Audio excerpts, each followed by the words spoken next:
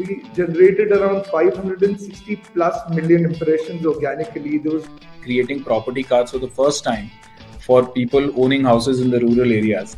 We have a patent on a bits technology, which... But we were really guided by what we wanted it to be.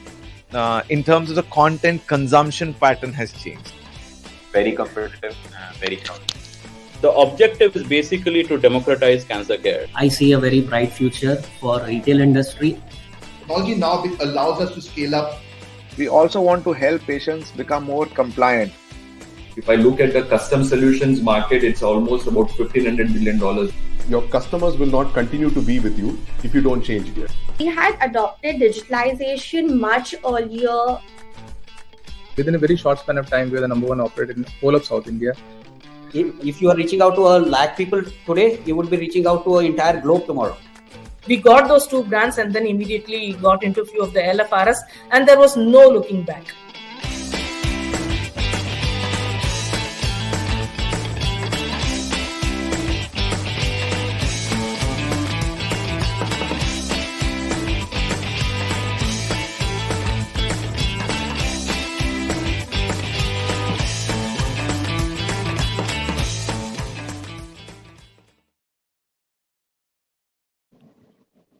Hello, everyone, and welcome to the 45th episode of Ascent Talks. My name is Ajit Panikar, and I have been an Ascent member for over a decade, and I lead Nova, an air conditioning company, and Pure Blue, a tech-enabled startup in the air conditioning domain. And it's the 45th episode, and as usual, we have Mr. Week, and my co-host is Aleem. How are you doing, buddy? Fantastic, Ajit. It's exciting to know that it's the 45th episode, and today is going to be an exciting one. I know that for sure. And my name is Ali Merchant, for all those who don't know. Yeah. For those of you guys who are joining us for the first time, Ascent is a non-profit organization that helps entrepreneurs grow their business. It was founded by Harsh Mariwala in 2012, Chairman Marico Limited, and he's helped over 850 entrepreneurs. Ascent's key feature is the trust groups, where entrepreneurs can share experiences and ideas. And Ascent Talks is hosted weekly, which showcases the journey of its members. So, Aleem, let's introduce our guest today. Absolutely. Welcoming Nitin to our show. Nitin is the CEO of Talentica, but Nitin co-founded Nitin Software and provided organizational leadership. Nitin brings 25 years of experience in successfully running and growing companies. Nitin is also director of Talentica Software as of now. And before founding Talentica, he was instrumental in setting up and expanding Indian operations of eGain Communications Corporation, a leading CRM software company. From 1989 to 1997, Nitin was a partner in Asian Power, a marketing firm based in Mumbai. And Nitin holds a master's degree from marketing. Tell us, Nitin, what is your latest update? Because this seems slightly backbust. Yeah, for the viewers who don't know, before we started, he just confessed that for the last 10 years, he's been so busy that he didn't have time to update any of his online profiles. Well, thanks for having me. But, when you co-found a company, you don't have to look for a job, right? And when you don't have to look for a job, you don't have to update your LinkedIn profile. But okay. So for the last 20 years now, I've been running a company called Talentica Software. Talentica Software does something very simple. We help startups and tech companies build software products. Our customers are either startups at different stages of their growth or larger tech companies. Most of our customers are in the Silicon Valley. And we've, over the years, been able to help a few of our customers through their entire journey from being an early stage startup to a successful exit through an acquisition.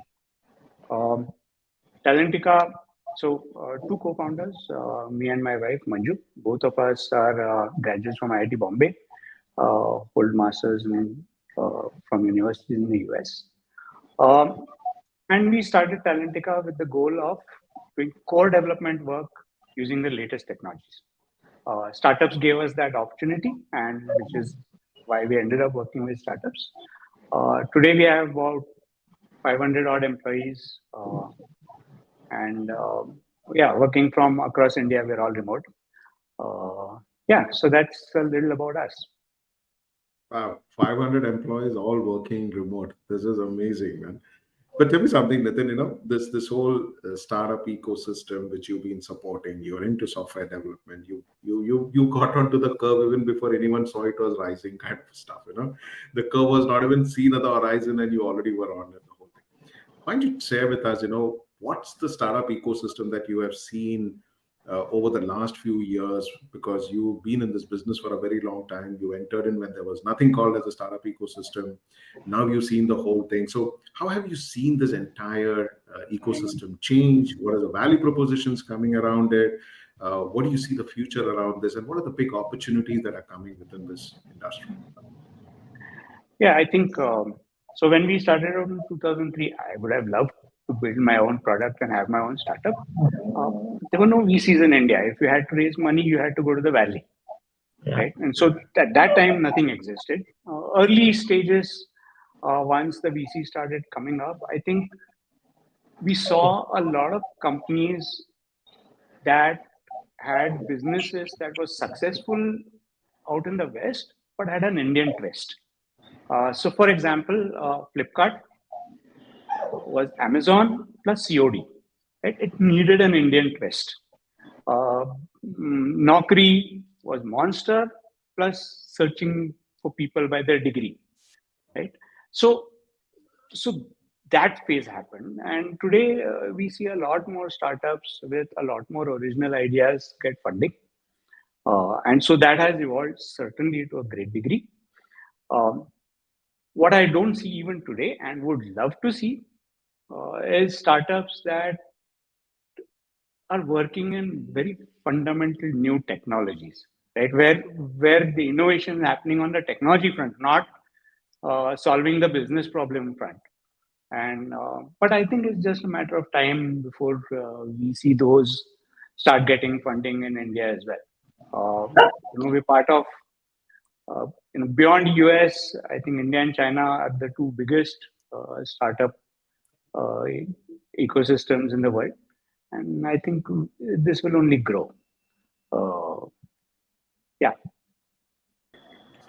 So, Nitin, tell us about the significant changes you brought about when you started your venture. And, I heard about your exit. So tell us about that also. Yeah. So I think I don't want to answer your question that way, but let me tell you the thing that we did not change. Sure. Okay. And I think when we started out, we were very clear. We wanted to do good work, core development. We wanted to use the latest technologies. And over the last 20 years, we've stuck to it, right? We're selective about who we work for. We work only for startups, tech companies.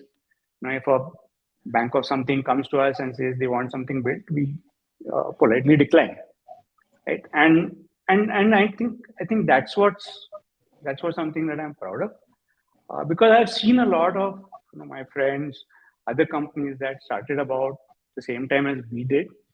Over time, growth pressures makes them take up stuff that True. We start with exciting work, and then you want to grow fast, and those pressures make you take work that necessarily are not aligned to your core. So yeah, I think that's the more important piece than what we changed. We've evolved over time. We've made changes. As way of life for any company, right? So tell me something, Nitin. You see, we all believe, that is, as entrepreneurs, we are always looking at the cash flow. Whatever business strategy, everything, we always know that the cash flow is the fuel to the business. You're working with startup ecosystems, and the core ethos of the startup is paisa nahi hai hamare paas. Hum to paisa banane wala hai. All right. How do you work with customers like these who come up and tell you that, listen, I don't have money, but I'm going to make tons of money in the future, and you're going to be part of the big history.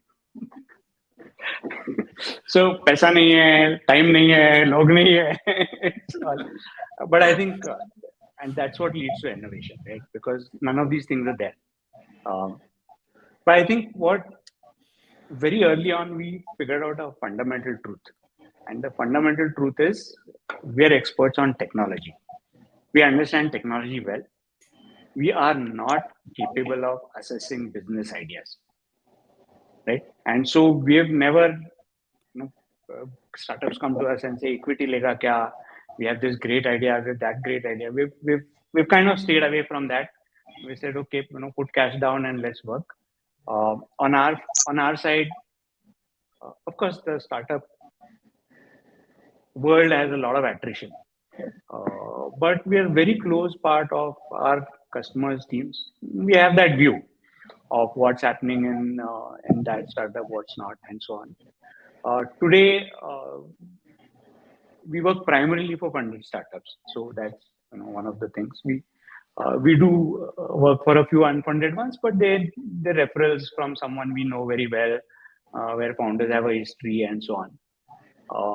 But it's not so bad, by the way. I think on the whole, we probably write off 1% of our revenue in bad debts every year, which 1%. I think is fair. Yeah, which is fair for most businesses, right? होता तो चाय का bill रहेगा. Hang on. There is something, Alim, that we are not aware of. One second. You are dealing with customers, and they say they don't have money, but you still help them out, and then your write-off is 1%. What is it that you guys pick up equity? Yeah? That's how it works, huh? No, we don't pick up equity. It's cash for services. Wow. All right. Amazing, yeah. And what's actually interesting is that how you're able to actually handhold these startups. Even when they don't have much money, you don't have these difficulties where they tell you that, listen, I'm running out of money, but when we raise money, we're going to give it to you. Please keep supporting us. Correct. And yeah, you go back to them and say, look, if you're running out of money, let's cut down on the team. Let's cut down on what we're trying to build. Let's prioritize what's most important for you and build that. Right? Yeah. And that's a dialogue that one is able to have. See, I think, look, it's like children growing up, right? Or babies growing up. Every baby is unique, but they still go through the same phases. First they learn to crawl, then they learn to walk, then they learn to run, and so on, right?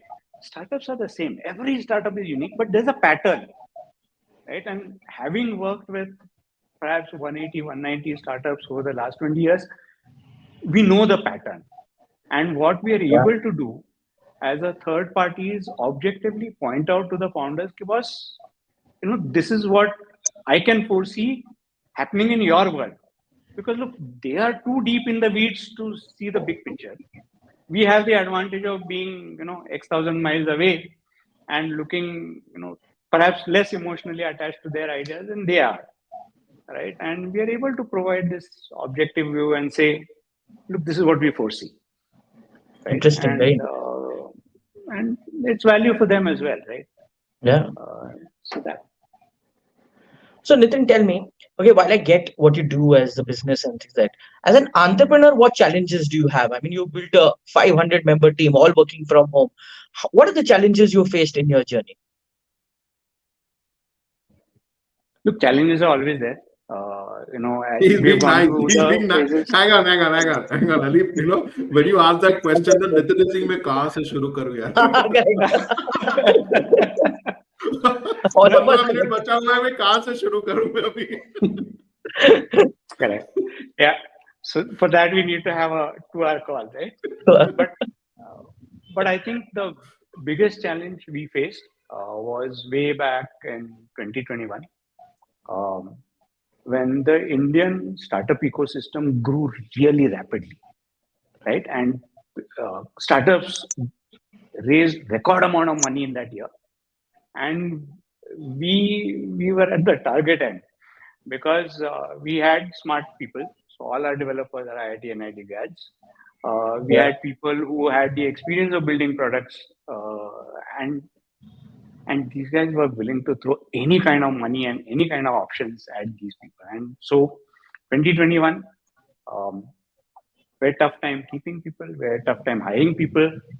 I mean, that probably was the most challenging time for us. And, I'm sure. A lot of companies grew in that period, whereas we grew only 10-15%. And I think of all the entire journey, that's one time I remember. Okay, How did you tackle it? How did you tackle it? I mean, a lot of us had such kind of challenge. How did you tackle it? I think two things happened. One is over time, people figured out the risks of working for startups. Look, what do we offer as a company, right? What we offer is the opportunity to work for startups without the risk of working for startups. Right? In that 1 or 2 years of Bekawa, people went off. But over time, people figured out, oh shit, you know what? This comes at a price. True. Right? Whereas with Talentica, I can still do the same kind of work, still work on the same kind of technologies, and my job is secure. True. So that is one piece that happened. Second is, of course, we probably expanded our recruitment net to the top 100 colleges in India instead of just sticking to the IITs and IITs. So that helped us tide over a little. I think today, of course, the market changed. So that problem is also lesser. So Nitin, I have a question. This is what actually is a question that most MSMEs are always talking from a tech perspective. We all realize that we need to adopt technology into the business. On one hand, you have the ERP solutions, which are the traditional robust systems. And I'm asking you this question because you have worked with very large organizations. You support a lot of organizations, both in India and outside. These are big enterprises that you've been supporting.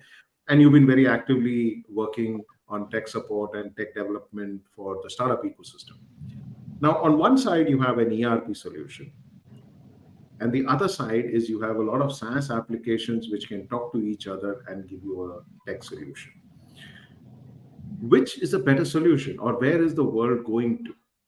For MSMEs like like us, what's a better solution? A SaaS application which can talk to each other, multiple problems, or one single robust ERP? Which one is better? I think I can find components of each option, okay? But if you ask me personally, I think best of breed software solutions on the cloud is what I would do. Because today, they don't need to be standalone, right? Today, there are platforms that help you integrate between multiple SaaS applications. So you could buy, Zendesk for support. You could buy something else for sales. You could buy a CRM, and there is a bunch of services that are available that will integrate them for you without writing a single line of code, right? So my personal take is that look, one has to go with the best of the breed, because the depth at which a best of breed solution can go to, no integrated platform goes to that. Integrated platforms are generic. Yeah, sure. They give you one dashboard. But that one dashboard is now possible even with solutions that are specialized in their own function. So my simple take is yes. Go with the best of breed, integrate them. There are enough things available to integrate them together and do your thing. Yeah. So what he's saying is technically is that also gives me the freedom. Most of us go for SaaS is because you can keep block building and slowly keep scaling up the tech platform. Correct. The capex is much lower. It's always picked onto a cost, and it gives me also the other advantage from what I learned from what you're trying to tell me is I'm not dependent only on one company. I've actually distributed my risk among multiple companies. Correct. So it's pretty clear that the future seems to be going that way, where it is SaaS applications and domain-specific ones. With you. Totally with you. Nitin, tell me, there's one word all entrepreneurs are scared of today. It is called AI. So how do you think AI is going to affect businesses in the future? Hey, look, I don't think it's worth getting a FOMO on AI for anyone, because deliberately or inadvertently, every business of ours today is using AI. Look, each time you open your phone with the Face ID, you're using AI, right? Each time you look for some place on Google Maps, you're using AI, right? If you're running a business, If your salespeople are using ClickUp or ChatGPT to draft their mails to prospect, they're using AI. If your marketing guy is using Grammarly to check the English, he's using AI. If your support folks are using Zendesk to figure out what solution they should offer, they're using AI. If your management using Otter to transcribe video calls, they're using AI. So there is no reason for people to feel left out of the AI bandwagon because you are using AI whether you like it or not. As an MSME, as a small business, you might not have, a 5-10 crore ka project that only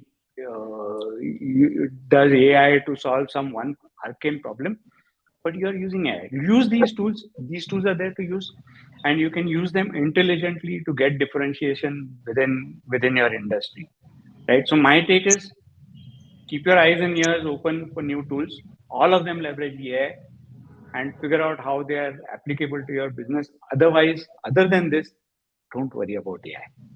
Okay, you're already using it. It's pervasive already. Okay, so at least that's my personal take. Very optimistic personal take, I must say. Yeah. So Nitin, here is one thing that after listening to you, there are two questions that come in my mind, which is related to how you run the business. You work with 500 people, extremely highly skilled people, and you work offline. You work in everyone works for different places. How do you manage that? That is one first question. And second is you work in a startup ecosystem. How do you acquire new customers? These are very fascinating things to just understand from your business as to how do you do it, which is very different from most of our traditional brick and mortar, or for that matter, tech-enabled businesses itself. See, I think, let me answer the remote question first, right? So what's missing in remote? What's missing in remote is the relationships, right? And how do people relate? People relate at 3 or 4 different levels. Firstly, at a team level. Group of 5, 7, 8 people working together closely to deliver something, they need to trust each other. True. Right? Secondly, at a larger group level, where you say, okay, people from different teams that are working together. As a company, I would, as a CEO, I would like my people to be bound together and think, okay, all part of Talentica. So you want people to kind of tie in together across teams. And then thirdly, you want people with similar skills or interests to relate to each other, because that's where innovation happens. All new ideas come out of a table or water cooler, call it what you may, right? And so what we have tried to do is to make sure that we're able to help our employees relate at all these levels. So what we do today is for teams, we allow them to go for paid workations. Each team can pick any location in India. They're allowed to go there, travel over the weekend, work together for a week, and travel back over the weekend. Right? Wow. We pick up the airfare, we pick up the hotel charges. The only condition is that 90% of the team has to be together for that 1 week and work together. So at a team level, we do that. At a slightly broader company level, we have what we call office meetups, where we call people once every 6 months into the office, where 7, 8 teams come together, maybe 100 people odd, and then work together for a week so that they form relationships between teams. We also get to address them with common issues, answer their questions on HR and policies, whatever it is. So that's the second piece. And then the third piece, which comes to engaging people with similar skills or similar interests. We have continuous set of events that happen that, so typically, let's say in our world, okay, it would be a front-end developer, back-end developer. So we have a group of front-end developers. They have their own meetups where somebody presents something interesting they did. They have their own hackathons.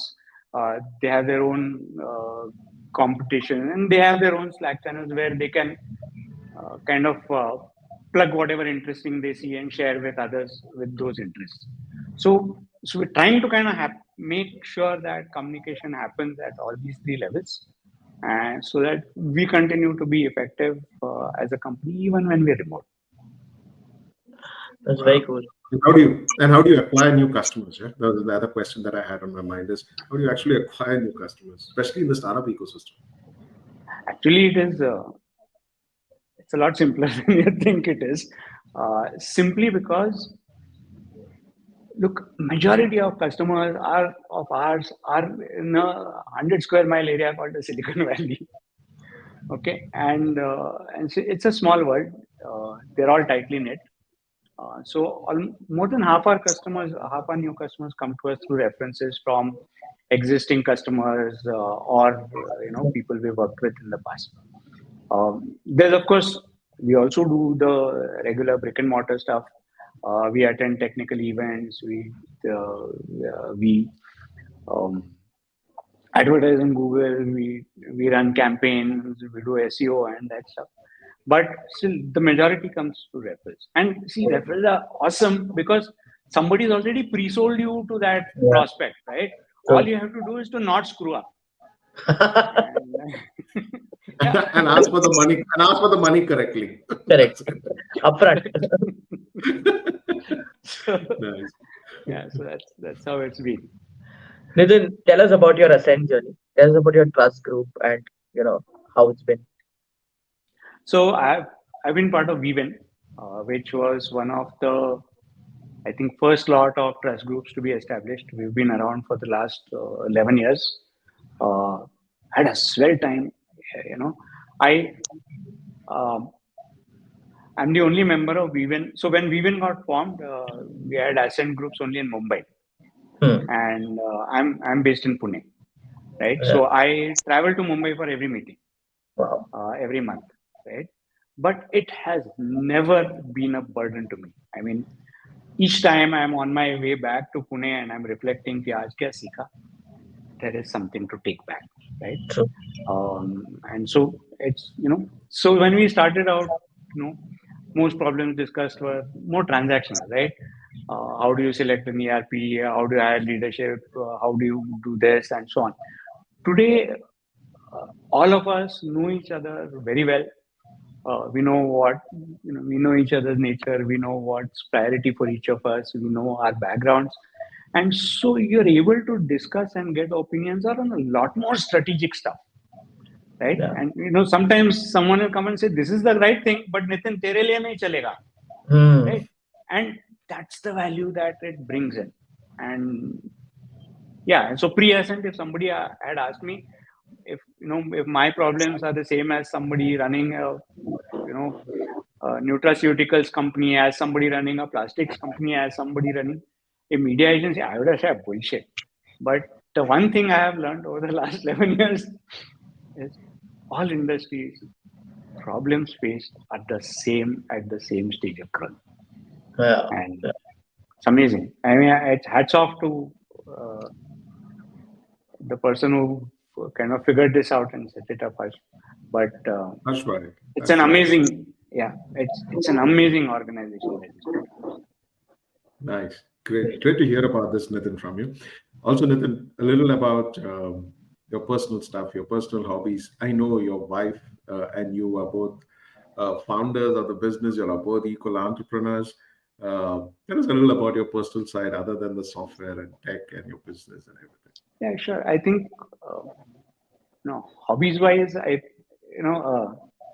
we're second innings, right? When we were younger, we used to do a lot of trekking, and that's how me and Manju know each other in IIT days, right? And then 7 years back to empty nester status, son went to the hostel, and so we decided we'll take this up again. So we've resumed treks, go for a trek in the Himalayas every year. As a fact, just 5 days back from a trek from Ladakh to Kashmir. Amazing. But yeah. How cool. That's nice, and I like this whole thing. You have to. My biggest takeaway from this is, Aleem, you have to become an empty nester to go back to your hobbies. You're almost there, Ajit, aren't you? Exactly. So I become an empty nester in probably another month's time, and this is like a big takeaway. Go back to your hobbies. But Nitin, it's been fantastic listening to you. I mean, it's pretty exciting. I'm glad that you actually took some time out to actually share these thoughts with us. It's been a huge learning. Also, not only just how you build the business, but also your journey as to a lot of learnings for each of us as entrepreneurs. So thank you very much, Nitin. It's been wonderful listening to you. Thank you very much. Well, Ajit, Aleem, thank you for having me. And it's been a lot of fun talking to you as well. Thanks. Thank you so much. Thank you very much. Thanks for that. Wow. So there's that. Well, in our terms, we call a full-on geek. You heard him. Have you noticed, Ali? Every question he asked, it was like, "मैं 2 minute ही बताएगा, 3 minute ही बताएगा, उसके बाद नहीं बताएगा." That's clear. That's the key part of. Yeah, that's the power-packed answer. What is necessary is what I will say. That's it. Yeah. But it's fantastic. So, but when you have speakers like this, you're able to extract more information. Yes, absolutely. So fabulous conversation, fantastic. So thank you very much. We're at the end of the show. And if you like our shows and if you're an entrepreneur, share it with another entrepreneur. We've got a lot of people who write saying that, somebody forwarded it to me and it was just fantastic. And that's how they've connected. And if you are an entrepreneur who's ready, who's truly growth ready, get to ascentfoundation.in and make an application out there. That's the link that you have on the screen. Get an application out there and the Ascent team will actually get in touch with you. And if you're truly growth ready, we'll be happy to have you in our cohort. So thank you very much. And we'll see you next Friday at 11 a.m. with another interesting story. Thank you very much, guys. Have a wonderful weekend. See you soon. Take care. Bye-bye.